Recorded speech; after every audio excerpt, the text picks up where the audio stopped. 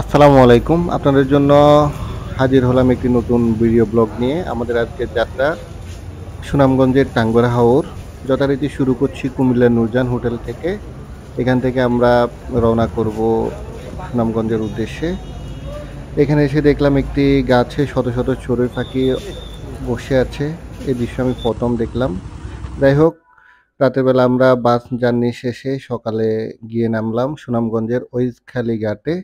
সেখানে আমাদের জন্য অপেক্ষা করছিল luxurious boat black pearl.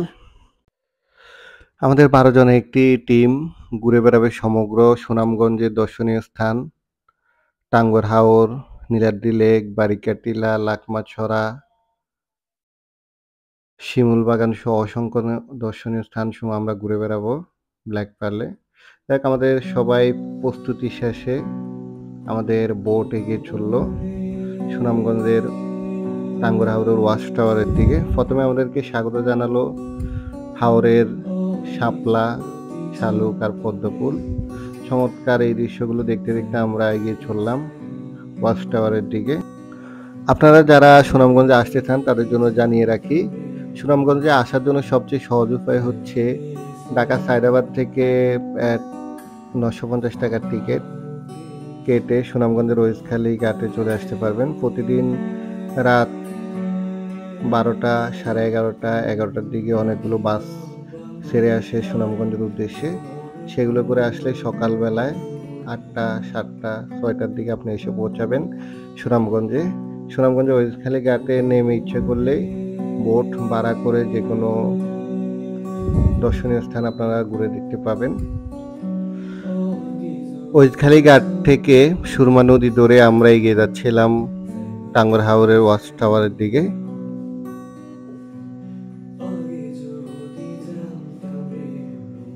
Tanguar হাওরের ওয়াচ টাওয়ারে এসে আমাদের বোট যাত্রা বিরতি করে। আমরা সবাই নেমে পড়লাম বোট থেকে সমগ্র হাওরটিকে ঘুরে দেখার জন্য। এখানে অনেকগুলো হিজল করস গাছের মাঝে মাঝে পানির মাঝখানে দাঁড়ানো এই গাছগুলো সত্যি অসাধারণ লাগে এখানে আসলে। এখানে অনেক দর্শনার্থী দীর্ঘক্ষণ এখানে গোসল করেন, এখানে নৌকা নিয়ে ঘুরেন, মজা করেন। এই জায়গাটি আসলেই চমৎকার।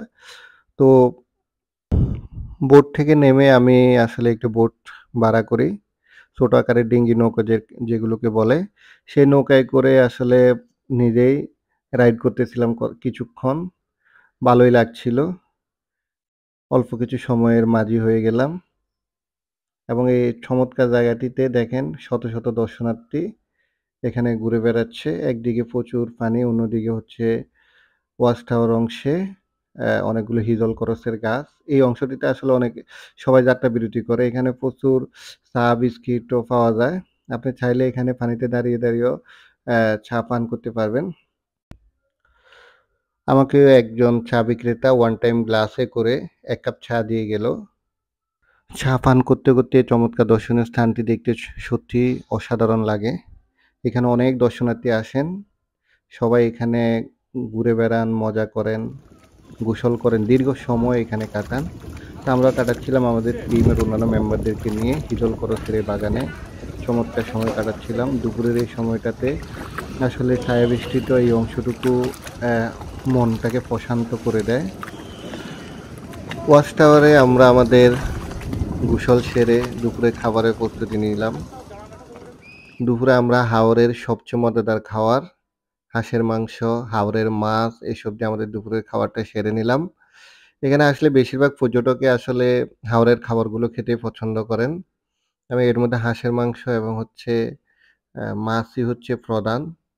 এছাড়া রাত্রে বেলাও আসলে অন্যান্য খাবারের সাথে হাঁসের মাংস, হাওরের মাছই থাকে।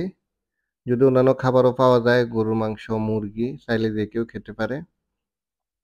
তা আমরা আসলে খাওয়ার শেষে আমাদের ফ্রি টাইমটা স্পেন্ড করতেছিলাম, ফটোগ্রাফি করতেছিলাম।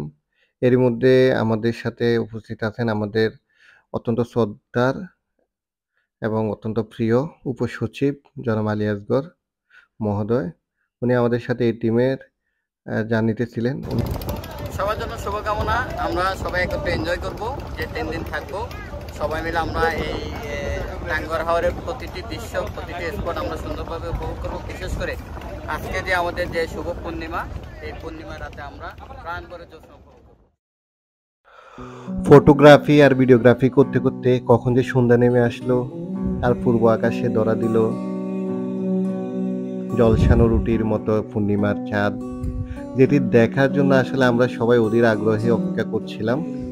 আমাদের ট্যুরের মূল উদ্দেশ্য ছিল পূর্ণিমার জ্যোৎস্না বিলাস, হাওর বিলাস এবং আমাদের একটি প্রোগ্রাম সমাপ্ত করা।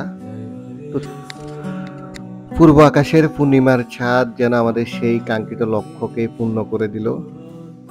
আমরা সবাই যে যার মতো করে জ্যোৎস্না বিলাস করছিলাম। আমাদের বোট ছুটতে শুরু করলো নীলাদ্রি লেকের দিকে, আর পিছনে পড়ে যাচ্ছিল পূর্ণিমার। প্রতি পূর্ণিমার মধ্যরাতে একবার আকাশের দিকে তাকাই, গৃহত্যাগী হবার মতো জ্যোৎস্না কি উঠেছে? বালিকা বোলানো জ্যোৎস্না নয়, যে জ্যোৎস্নায় বালিকারা ছাদের রেলিং ধরে ছোটাছুটি করতে করতে বলবে, ও মা গো কি সুন্দর চাঁদ। নবদম্পতির জ্যোৎস্নাও নয়, যে জ্যোৎস্না দেখে স্বামী গাঢ় স্বরে স্ত্রীকে বলবেন, দেখো দেখো নিতু, চাঁদটা তোমার মুখের মতোই সুন্দর। কাজলা দিদির স্যাঁতস্যাঁতে জ্যোৎস্না নয়, যে জ্যোৎস্না বাঁশি স্মৃতিপূর্ণ রাষ্ট্রবিন্ট উল্টে দেয় আকাশে।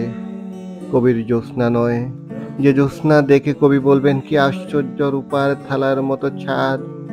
আমি সিদ্ধার্থের মতো গৃহে থেকে জ্যোৎস্নার জন্য বসে আছি, যে জ্যোৎস্না দেখা মাত্র গৃহের সমস্ত দরজা খুলে যাবে, ঘরের ভেতর ঢুকে পড়বে বিস্তৃত প্রান্তর। প্রান্তরে হাঁটবো হাঁটবো আর হাঁটবো। পূর্ণিমার চাঁদ স্থির হয়ে থাকবে মধ্য আকাশে, চারদিক থেকে বিবিধ কণ্ঠ ডাকবে, আয় আয়।